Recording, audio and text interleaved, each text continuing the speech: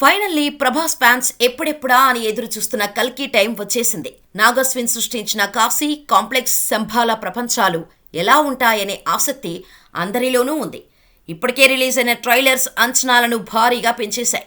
దానికి తోడు కల్కి కథ మరింతగా అర్థం కావటానికి ముందే కథ చెప్పేశాడు నాగ్. దీంతో కల్కి అర్థమైతే ఒక అద్భుతమైనని అంటున్నారు.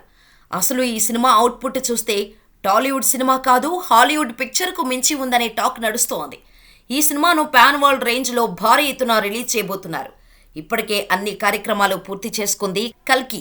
సెన్సార్ బోర్డు యూఏ సర్టిఫికేట్ ఇవ్వగా 3 గంటల 1 నిమిషం భారీ రన్ టైంతో కల్కి రిలీజ్ అవుతోంది.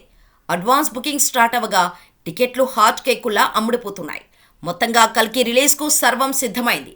ఓవర్సీస్లో ఒకరోజు ముందే కల్కి ప్రీమియర్స్ పడనున్నాయి. ఇప్పటికే కల్కి ఓవర్సీస్ కాపీల డిస్పాచ్ కూడా స్టార్ట్ అయింది. ఇటు తెలుగులో ఎర్లీ మార్నింగ్ షోస్ పడనున్నాయి.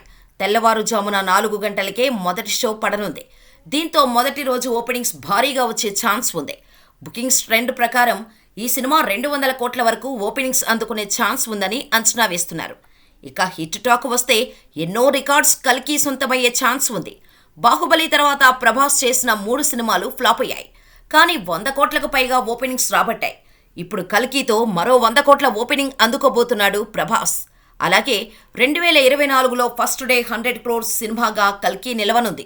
అంతేకాదు బాహుబలి తర్వాత ప్రభాస్ ఖాతాలో పడనున్న 1000 కోట్ల బొమ్మ ఇదేనని అంటున్నారు. మరి కల్కి ఎలా ఉంటుందో చూడాలి.